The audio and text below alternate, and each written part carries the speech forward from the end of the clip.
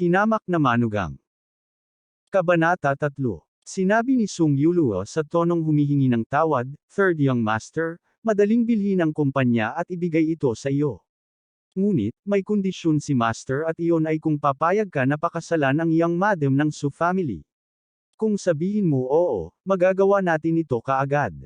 Pagkarinig nito, nadismaya si Dixon Alex at sinabi niyang, kasal na ako.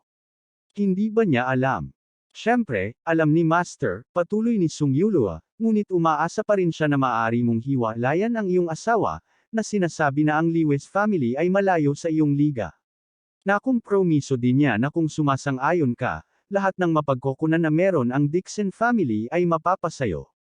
Kung hindi ka sumasang-ayon, wala akong magagawa para sa iyo.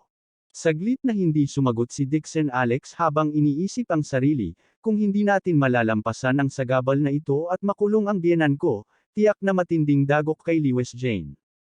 Asawa niya ako, ngunit nanatili akong walang kapangyarihan sa loob ng mahabang panahon, hindi ko siya kayang tulungan sa loob ng 3 taon. Sa pagkakataong ito, kapag may maitutulong ako, hindi ako pwedeng tumayo na lang at walang magawa. Sa ngayon, nagpasya siyang gumamit ng stalling tactic habang nagsasalita, sige, ipaalam mo sa matandang master na sumasang-ayon ako sa kanyang gustong mangyari, ngunit hindi ngayon. Bigyan mo ako ng 1 taon at hayaan mo akong tulungan muna si Jane na malaman ang krisis na ito. Nang marinig ito, napuno ng kaligayahan ang mga mata ni Sung Yuluo habang tuwang-tuwang sinabi, okay, young master. 4 na taon na tayong naghihintay. Hindi na mahalaga kung maghintay pa tayo ng 1 taon. Dahil doon, agad siyang naghanda para simulan ang proseso habang sinabi niya kay Dixon Alex, sisimulan kong bilhin ang Wanhao Company mula sa parent company nito. Maaari kang pumunta sa Wanhao ngayon at maghanda para sa paglipat. Maghihintay ako para dito ka na lang. Napakurap si Alex Dixon at nagtatakang nagtanong, nasa Jinling ka? Mabilis na tumugon si Sung Yuluo, young master, nandito na ako mula noong araw na pumunta ka sa Jinling. Halos lumuwa ang mga mata ni Alex Dixon nang marinig niya ito, na iniisip din na nadamay niya ang ibang tao na magdusa kasama niya sa mga taong ito. Sagot niya habang hinihimas ang ilong, sige, pupunta na ako.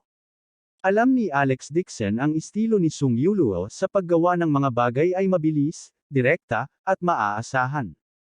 Kung hindi, hindi siya magiging chief steward ng Dixon family.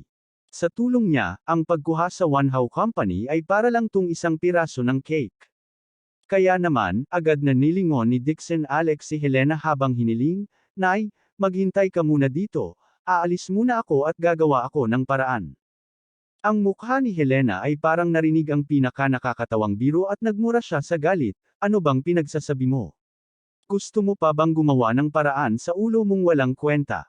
Kung humihingi ka ng pahintulot ko, bilisan mo, bumangon ka at umalis. Hindi mo na kailangang bumalik.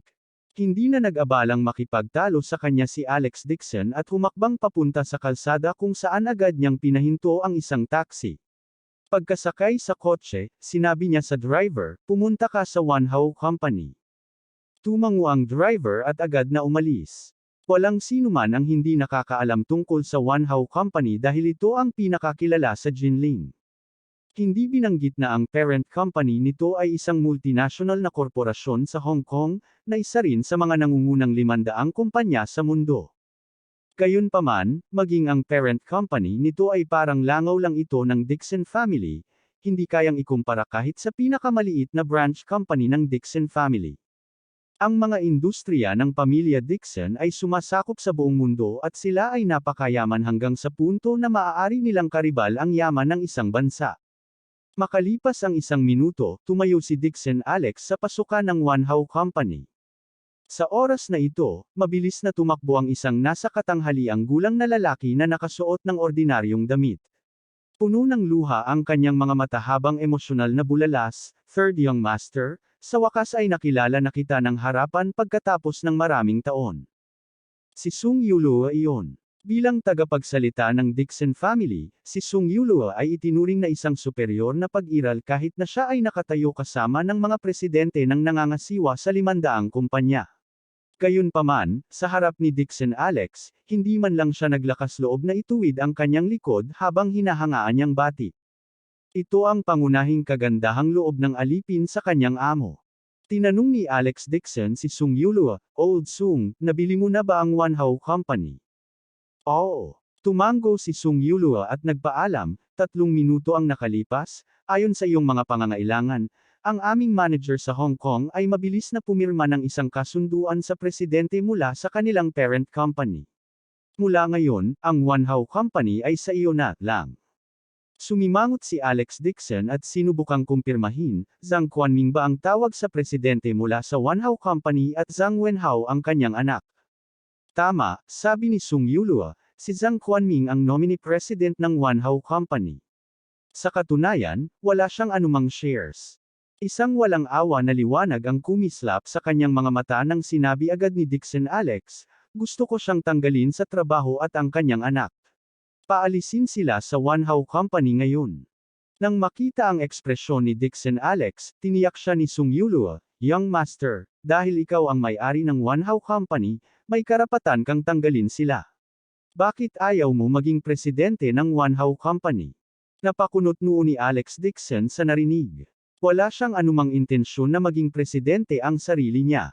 Ako, president, kalimutan mo na lang ito. Ayaw niyang malaman ng iba ang kanyang pagkatao.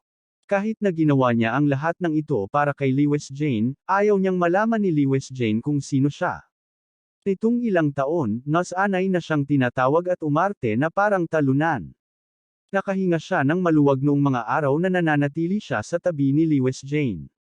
Kahit paminsan-minsan ay minamaliit siya ng iba, ang ganitong uri ng mapurol na buhay at kalayaan ang siyang tunay na nagpakilos sa kanya at nagpasaya sa kanya sa mga sandaling iyon. Kaya, pagkatapos mag-isip tungkol dito, tinanong niya si Sung Yulua, sino ang vice president ng One How Company? Mabilis na sumagot si Sung Yulua, ang vice president ay tinatawag na Wang Lizu. Sige. Buong desisyon ni Dixon Alex, dapat nandito siya, tama. Hanapin natin itong Wang Lizu. Gusto kong gawin siyang presidente ng One How. Maya-maya, sumakay na sila sa elevator, paakyat sa pinakataas na palapag kung saan nagtatrabaho ang mga matataas. Nang makalabas ng elevator sina Dixon Alex at Sung Yulua, isang babaeng nakasuot ng mixing OL uniform ang nagkataong dumaan sa kanila. Habang pinagmamasdan niya ang dalawang taong kakaiba ang hitsura, nakita niya na si Dixon Alex ay nakasuot ng peking Adidas, at si Sung Yulua ay nakasuot din ng hindi mahalata na damit na ganap na wala sa lugar para sa sahig na ito. Kumunot ang noo niya at pinigilan ang mga ito, "Hoy! Sino kayong dalawa? This is our executive office area. Sinong may sabi sa'yong umakyat dito?" Pinikit ni Alex Dixon ang kanyang mga mata at malamig na tumingin sa kanya. Ang babaeng ito ay medyo maganda, ngunit ang paraan ng kanyang pananamit at pananalita ay medyo vulgar kaya't ang kanyang unang impresyon sa mga mata ni Dixon Alex ay bumaba ng husto. Nang mapansin ng babae ang malamig na titig ni Dixon Alex, galit niyang sinabi, "Saan ka nakatingin? Napakahiya. Sinusubukan mo bang gumawa ng kaguluhan sa One How Company? Bilisan mo at umalis ka dito. Kung hindi, tatawag ako ng security para kaladkarin ka palabas dito." Naiinis ang babaeng ito nang makita ang hitsura ni na Dixon Alex at Sung Yulua. Kadalasan, ang mga pumupunta sa palapag na ito ay pawang nakadamit mayaman at marangal. Bakit may dalawang talunan ngayon? Sumimangot si Alex Dixon at malamig na sinabi, "Narito ako para hanapin si Pangulong Wang Lizu." Nasaan siya? Kinagat ng babae ang kanyang mga labi at nanunuya, "Hindi ka ba tanga? Siguro no. Si Wang Lizu ang Vice President, at ang presidente natin ay si Zhang Quanming. Hindi mo alam kung sino ang presidente ng kumpanya." Si Shuli ay agad na nasa napakasamang kalagayan. Siya ang administrative director ng One How Company at namamahala sa lahat ng internal affairs. Ang kanyang taunang sweldo ay sa 2 milyong yuan at higit sa lahat ay napakamayabang. Sa katunayan, ang tanging paraan para makaakyat siya sa kanyang kasalukuyang posisyon ay sa pamamagitan ng paraan ng pagtulog kasama si Pangulong Zhang Quanming. Sa makatuwid, siya ay ganap na nakatutok kay Zhang Quanming na parang patuloy na nagsisikap na magdala ng pabor sa kanya. Sa kumpanya, alam ng lahat na si Zhang Quanming ay palaging hindi nagkakasundo kay Vice President Wang Lizu. Si Zhang ay palaging naghahanap ng pagkakataon na itaboy si Wang upang ibigay ang posisyon ng vice-presidente sa kanyang anak, si Zhang Wenhao. Kaya, natural, bilang aso ni Zhang Quanming, si Xu Li ay likas na napakagalit kay Wang Lizu, nagsasalita ng masama tungkol sa kanya sa harap ng mga empleyado paminsan-minsan. Ngayong narinig niyang tinawag ni Dixon Alex si Wang Lizu na presidente, labis siyang nabalisa. Sa sandaling ito, si Dixon Alex ay naiinip at medyo naiinis. Malamig niyang sagot, kung sasabihin kong si Wang Lizu ang presidente, siya ang presidente. May problema ka ba? Napagsabihan sa ganitong uri ng superior na tono, nakaramdam ng galit si Xu Li at sumigaw siya sa pagkasuklam, sino ka sa palagay mo? Hindi mo kayang bumili ng orihinal na Adidas suit. Napapansin mo ba ang iyong damit ng Adidas ay may 4 na linya? Umalis ka nga dito. Papapunta ko ang security guard ngayon. Sa oras na ito, hindi na nakita si Sung Yulua at humakbang pasulong upang magkaroon ng seryosong ekspresyon. Ang babaeng ito, kilala mo ba kung sino siya? Ikaw. Bago pa matapos si Sung Yulua, itinaas ni Dixon Alex ang kanyang kamay, na nagpapakita na huminto siya at sinabing, huwag kang mag-abala, tawagan si Wang Lizu at hiniling sa kanya na harapin ang babaeng ito. Agad na sumabog si Xu Li, sino ba ang sinasabi mo? Ano sa tingin mo ang magagawa sa akin ni Wang Lizu? Sabihin ko sa iyo, wala sa paningin ko si Wang Lizu. Ang pagkakaroon ni Pangulong Zhang Quanming bilang proteksyon sa background, natural na hindi sineseryoso ni Xu Li si Wang Lizu. Sa oras na ito, tinawagan na ni Sung Yuluo si Wang Lizu at sinabi niya sa kabilang partido, ako si Sung Yuluo mula sa Lins Corporation. Nasa elevator entrance ako ngayon. Halika dito kaagad. Nabalitaan lang ni Wang Lizu na ang Wanhao Company ay binili ng Lins Corporation nang wala sa oras. Nagtataka lang siya kung bakit biglang ibinigay ang kumpanya. Nakatanggap siya ng tawag mula kay Sung Yuluo.